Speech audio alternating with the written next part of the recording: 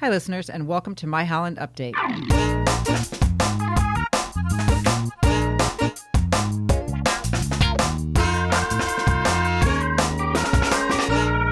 I'm Marianne Manderfield, Public Information Coordinator for the city, and today our guest is Kara de Alvare, Marketing Coordinator for Downtown Holland. Welcome, Kara. Hi, thank you. Yeah, thanks for taking time to talk to us today. Yeah, my pleasure. I'm happy to be here. And Downtown Holland is a really happening place.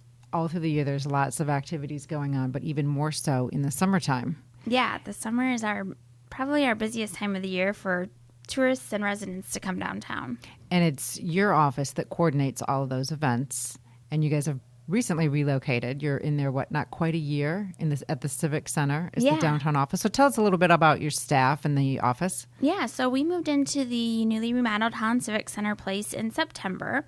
And in our office, we have the Principal Shopping District, which is the arm or the Department of Downtown Holland that I oversee. And we do marketing, event planning, and promotions on behalf of the Downtown District. In our office, we also have the Downtown Development Authority that oversees infrastructure, parking, and signage downtown. We have our Holland Farmers Market staff in there, and then Venue Works, who operate the Civic Center place, also have staff in the Civic Center. So a lot of moving parts. A lot of moving parts, a lot of people in and out, Right. But it's a fun atmosphere. I can only imagine, I'm sure. So this summer, you've got a lot of different event schedules, and you've got some new ones scheduled. Tell our listeners a little bit about some of those new ones that are happening this year. Yeah, so this summer we launched a new Concerts in the Park lunchtime concert series. It's every Wednesday from noon to 1 in GDK Park, and that's the little pocket park on A Street between Central and River Avenue, right in between Home by Benchmark and Francesca's. So every Wednesday, we're inviting people to pack a lunch or pick up one at a downtown restaurant, come to the park and listen to a free concert. They're family friendly, they're fun for all ages, and we really wanted to celebrate the many sounds of Holland. So we have a diverse lineup of music from folk and rock to blues and jazz, and even a Tejano duo that's going to be joining us in a couple weeks. So we really wanted it to be something for everyone. Nice. That'll be fun because downtown there's always people walking around at lunchtime, and this should be one more stop that they can make and sit so and it's relax. great for families, but also great for downtown employees on their lunch break. Sure. And then the farmers market also has got a couple new activities, right, this year? We or this did. summer. Yeah. So in addition to our weekly kids activities and our weekly chef series that we've been doing for several years, this year summer we launched yoga at the market the first Wednesday of every month. So we're doing that Nice. through October with Bodhi Yoga. And where is that? That is inside the Holland Civic Center on the second floor. And it's Okay. a $10 drop-in class for all ages, all abilities. Just bring your own yoga mat. Okay. And then we also are doing a market speaker series in conjunction with greenmichigan.org. So they're leading workshops on classes that range from composting to container gardening and everything in between. And those dates vary throughout the summer, but the information is on our website. And those classes are $10 a person as well. Okay. Mostly geared towards adults. Mostly geared towards adults. Okay. Yes. Mhm. Okay. Great. So there's a lot between Monday, Wednesday, and Saturday. There is. Happening Yeah, at we've just launched the our farmers new market. Yeah, we launched our new Monday night market every Monday this summer from 5 to 8. We're getting a great response. People love that they can come shop after work at the market when it's not so busy. Mm-hmm. We have food booths. They can play yard games. They can get a beer or a glass of wine while they're out shopping and having dinner with their family. So it's such a fun atmosphere. So yeah, the renovation of the Civic Center really spurred a lot of exciting changes with the market. And getting food is relatively new as well, right? Kind of. It is. Yeah, we've always had some food trucks at the market with lunch options. We have a new ice cream truck this year that's doing great. But that's fun to be able to have that at the market sure. on Friday or Monday nights, and we're hoping that continues to grow. With all these new events, how do you all decide what events need to come, what events should come, what might be successful? Yeah, we really try. It's kind of twofold. We're trying to meet the needs of our stakeholders. So in Downtown Holland, that's really our restaurants and our retailers, and listening to what they need. When are they slow, and when do they need us to do a new event, or what kind of promotions would help them in a quieter time? What do they feel is missing downtown? What do they feel would add to the atmosphere? So we really work closely with our merchants to listen to their needs and make sure that we're meeting them. Because Okay. they pay an assessment to fund our office to do marketing and promotions on their behalf. Okay. So it's really important to us that we're meeting their needs. And Sure. we have a board of directors that we work with as well that's made up of representatives from restaurants and retailers and property owners. And we work really closely with them to make sure that we're meeting the needs. And then we also listen to the community. So we hear, like the Monday night market, we heard from people that, they work on Wednesdays, so they can't come down during the day on Wednesdays. Mm-hmm. And Saturdays are too busy, or their kids have soccer practice every Saturday in the summer. Right. And that's what led us to launching the Monday night market. Okay. And so far, success at Monday night, would you say? It's been a great success. And people stop us all the time to thank us for doing it. We've heard from people that said, I haven't been to the market in 5 years, and this is my first chance to come because Wow. of scheduling conflicts. So people really appreciate it. That's great. Yeah, we are thrilled. That's great. And that happens outside. Outside, it's Okay. in the Civic Center parking lot. So Okay. not in the A Street Marketplace where the regular Wednesday and Saturday market takes place. But we wanted to create an atmosphere that was a little more intimate because we don't have quite as many vendors. Sure. And so that's why we've moved it into the Civic Center parking lot. Okay. Great. And then when you bring in these new events, how do you gauge the success? Because you've had different events that have come and stayed for a few years, and then they're not back anymore. So obviously, some have a life cycle. Yeah. Explain that to definitely. us. Yeah, and we're always learning. So even with events that we've been doing for like over 10 years, every year we try to tweak it and make it better. Mm-hmm. So we really gauge the success depending on the event. If it's like a shopping promotion, we'll gauge the success on, how well did our merchants do in sales, or how did they see an increase in foot traffic over this weekend the previous year. Mm-hmm. So any events that are really focused on shopping and dining promotions, we gauge those based on how well our businesses did, the ones that participated. But we also gauge a lot of our events on just the number of people we see there. Okay. So on a Street Performer Series night, it might not be very busy for our stores, but when there's 2,000 to 3,000 people on the street, we say, yeah, this is a success. This is an event that we wanted to do for the fun of the community and to create a lively atmosphere downtown. So it really depends on the nature of the event. So it's based on both foot Sure. traffic and pure people and how well our businesses are doing. Because I would think if, say, street performers where you say there may not be a lot of shopping going on, people may discover a new shop that they haven't realized that was downtown before and say, oh, we got to come back, or see something in a window perhaps, or hey, we got to get back down here. Yeah, absolutely. And we hear from our merchants that happens. People will say to them, I was down here on Thursday night with my kids and I didn't have a chance to shop, but I saw this dress in the window and Sure. I knew I had to come back. And it gives people another reason to come downtown. Sure. So we know that people can shop online all day long in their pajamas, Right. or they can, drive up to the mall. But we want to give people another reason to come downtown and really create an experience for them. So you're not just shopping and you're not just eating.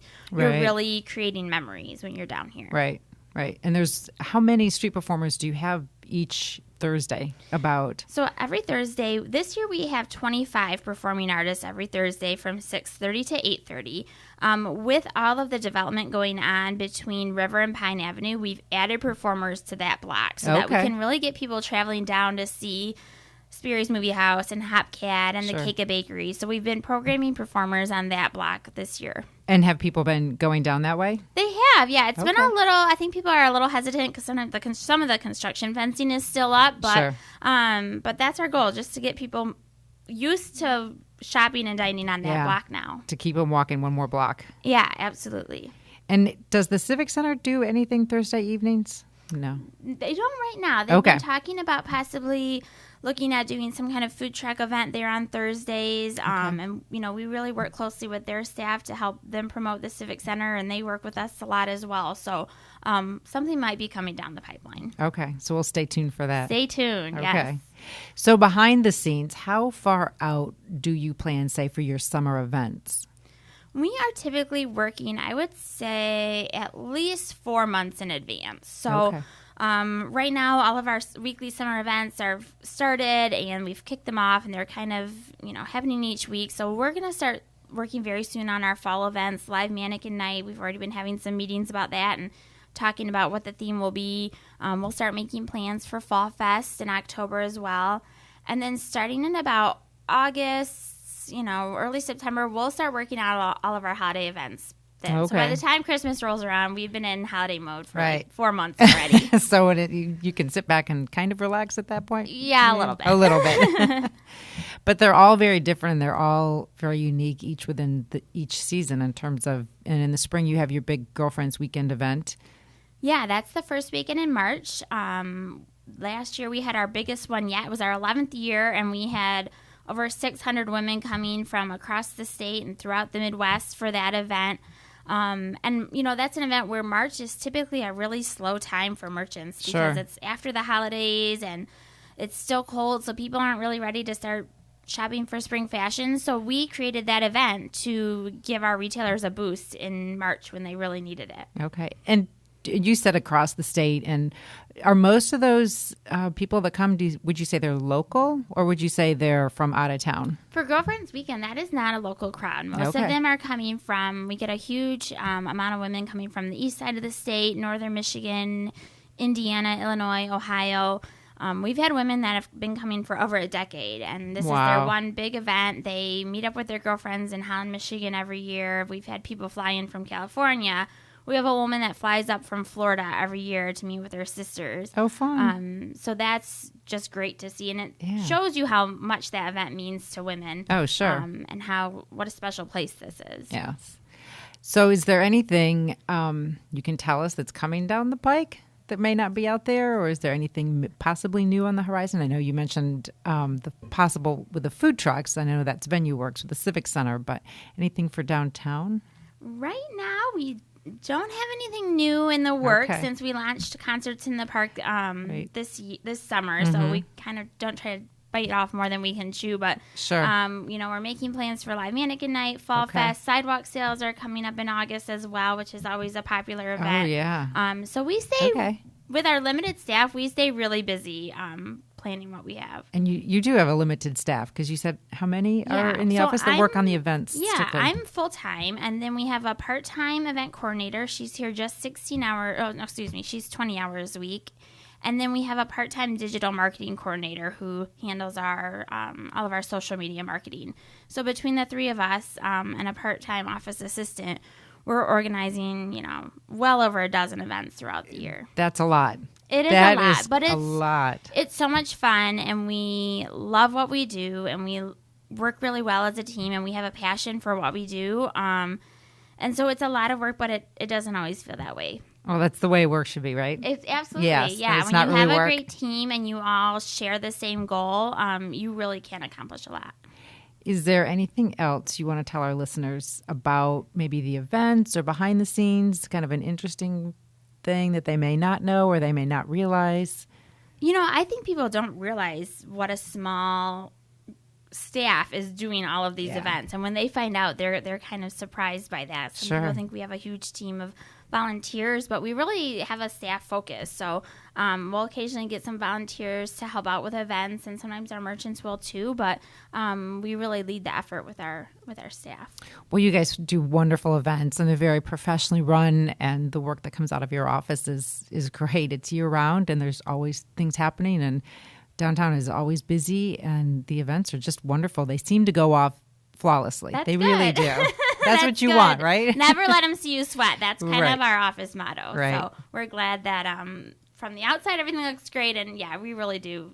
Once you do things multiple years in a row, you always have kinks and you always try to work better, but a lot of our things are kind of a well-oiled machine, and we've tried to make changes to events. We tried to make our holiday open house like a day-long event and change that event up, but so many of these events are just part of people's traditions, and they know what to expect every year, and they love that. So we've learned not to tweak things too much. Okay. Yeah, but don't surprise them too much. Exactly. Right. Exactly. Anything else, Kara? No, I just encourage people to follow us on Facebook and on Instagram. That's where we share, a lot of great event information, new business information. Okay. We do a monthly newsletter as well, the first Friday of every month, where we have great videos that the city does for profiling our different business owners, and you can kind of get to know the people behind the scenes in our downtown businesses. So we encourage everyone to sign up for that at downtownholland.com as well. Okay, great. Well, thank you, Kara. Thanks so much for having me. And until next month, this has been My Holland Update.